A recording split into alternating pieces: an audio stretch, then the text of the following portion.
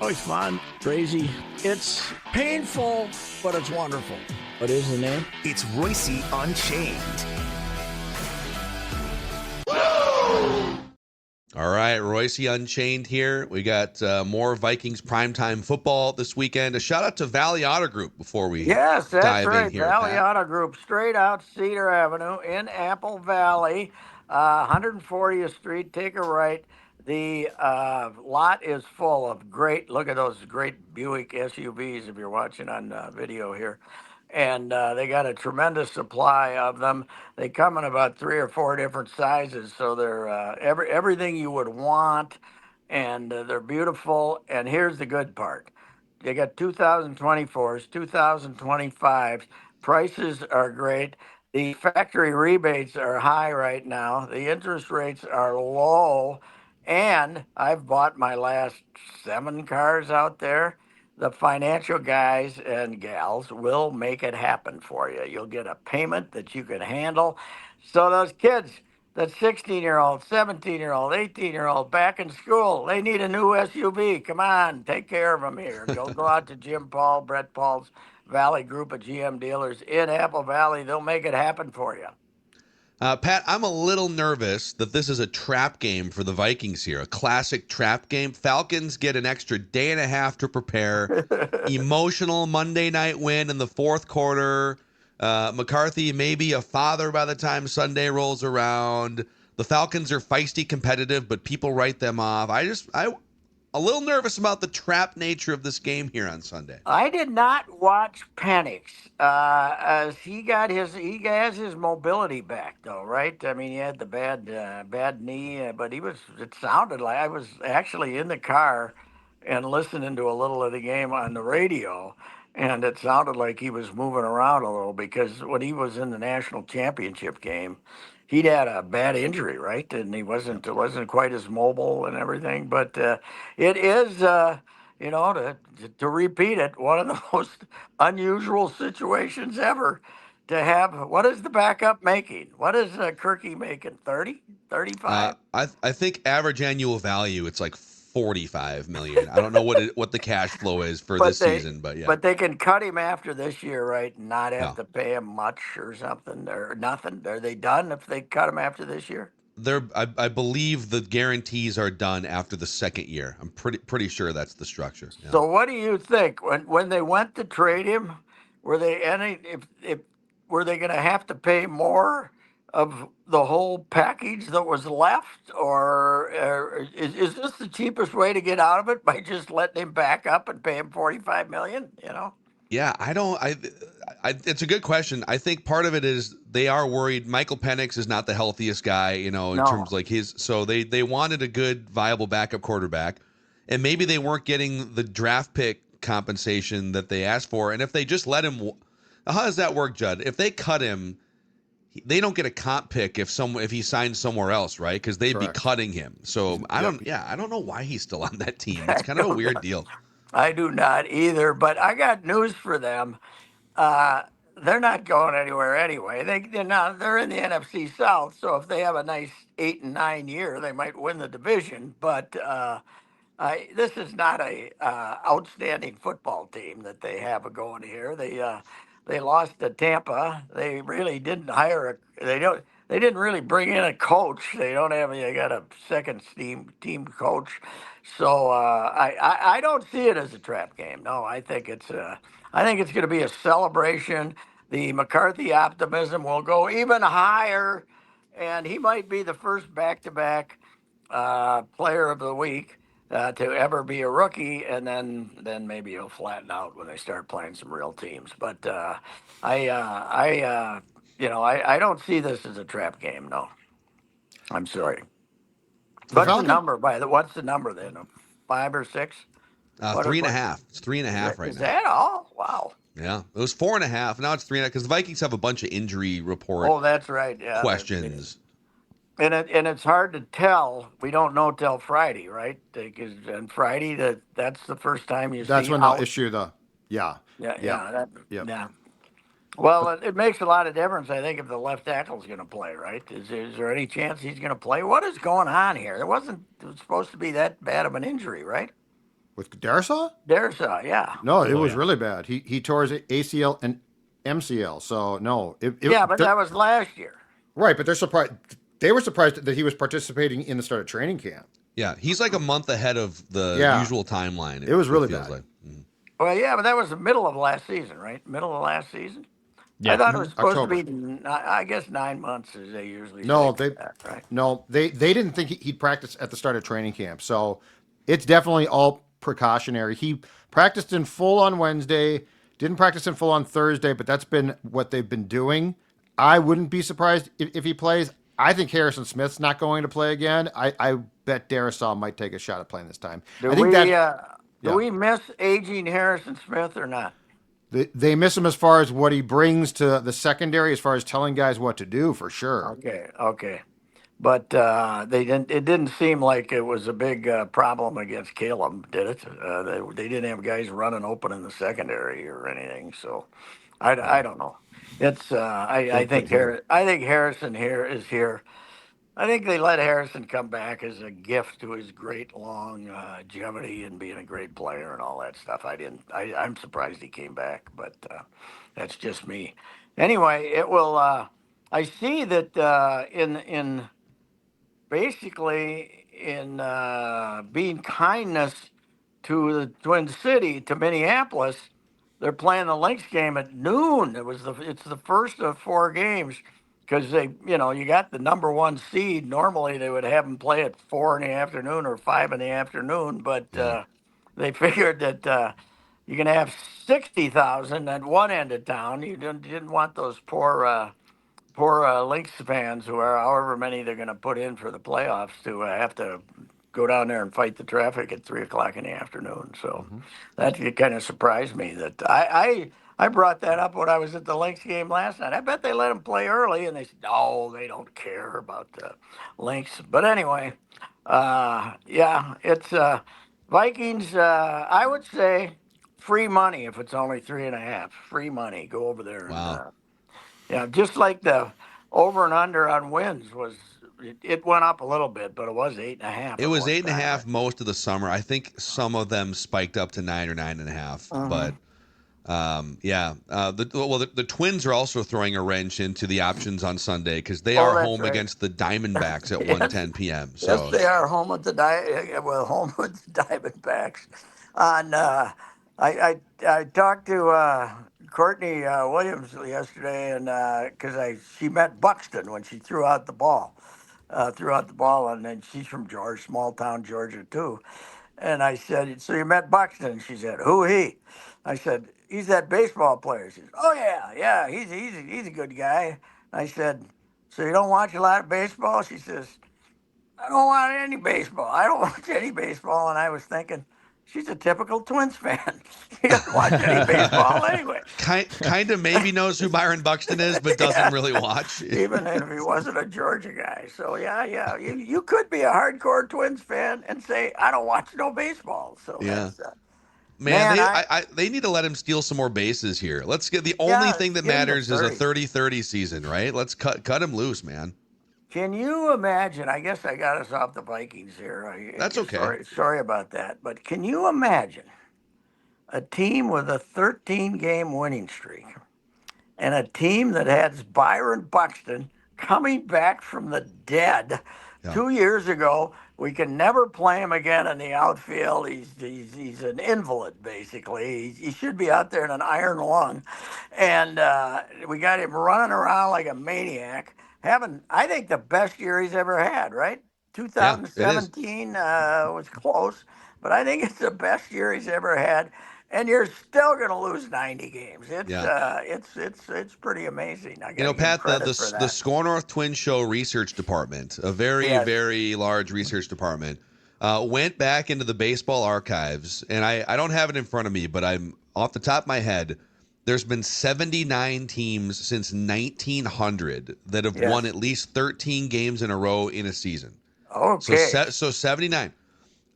Currently, almost all of them, by the way, won at least 90 or 100 games because, like, that's Yeah, usually what right. happens. Yes. So the 1999 San Diego Padres are the worst ever team to win 13 straight games in one season, 74 and 88.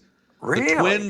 The Twins are on pace to be the worst record of any team that's ever won 13 or more games in a row. And you know what? They can also put this aside, having the worst team that ever won 12 in a row. That was the 1980 team that after Mock got so sick of watching his team, he got in a plane and flew back to California on August 24th. And they had looked back at that team. They stunk. And Yeah. they won 12 games in a row in October, in September. But hey, that year. last year's Twins team gave them a run because last Yes, year's Twins they team did. won 12 in a row Yes, and right. finished just a couple games better, or right, than the 80 Yes, Twins. yeah, something. It is. I was said something and somebody responded. Yes, for sure. No team has ever went back to back 12 wins and 13 wins in the modern era and then not made the playoffs or come close either year, which is That's crazy. pretty phenomenal. I don't know. What do you think? I think we've talked about this before, but I bet you they sacrifice Rocco. They Don't almost have to, right? Yeah. Don't Gotta you? do something. Don't you But have to tell the fans that you're doing something, right? But abuse wise, they're going to get more. You're not solving the. Most people are going to say you're not solving the real problem here. The real problem is the baseball department. But Yeah. Well, ownership. but it's if Rocco gets fired unjustly, he will not be the first manager in history to have to take the fall for that. Paul Yeah. Molitor, for God's sakes, why did he get fired? And you know, he, and just, I mean, through baseball history, it's just been that way. You just, okay, what are we going to do? We're going to fire the manager. So, But do you think although, if they do that, Pat, that they're actually going to change the structure of what they allow the manager to do, or are we just going to get Rocco 2.0? well, let's put it this way. If they fire Rocco and name Jay Stingler as the manager, I'm going to have to walk around the block 2 or 3 times before I write my column. I'm going to have to cool. I'm going to have to settle down a little bit, relax, not just run right downstairs and start hacking away on how stupid and incompetent they are. You have to change. You got to blow out the whole staff, don't you? If you fire Rocco, you got to Yes. start all over. Yes. You can't, you can't. Let's face it. Meanwhile, the hitting coach you fired, they're having parades for him in Philadelphia. Popkins, or Toronto. I mean, in Toronto, Yeah. they're having Popper. parades for Brop. And Philadelphia's happy too. yeah. Kepler's Or- great guns, and Harrison Bader's a revelation. Yes, he's been great. And I saw Kepler come up last night, roaring ovation from the crowd. They love His September's Kepler. phenomenal. Yeah. That's kind of Yeah. classic Max Kepler. Give Yeah. you like one gangbusters month, and the rest are like, Least should he even be in the surprising lineup? I'm not sure. Yeah. He did less with more than anybody they've ever had here. I think he's one of the great athletes they've ever had, as far as when you saw him physically play and run and that swing. I don't know how he was that mediocre. I don't know how that happened. He's that's Mental. yeah. There were probably other things on his mind. I don't know what those could have been, but anyway,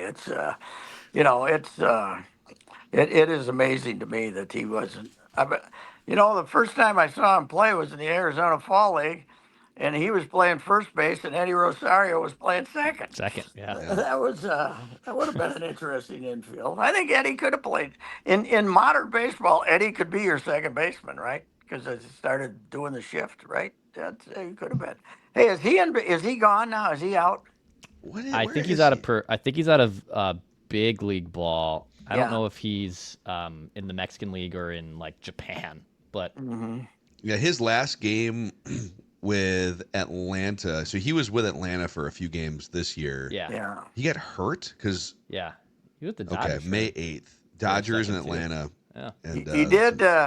just tearing up AAA. He did single-handedly win one playoff series, though, the NLCS. He was, how many hits? He had like 14 or 16 hits in that NLCS. He had that entire playoff stretch in which he was the NLCS MVP, and then they won the World Series. It was legitimately one of the great. He batted 383 with a 1,073 OPS in the playoffs in 2021. Yeah, and the NLCS is there.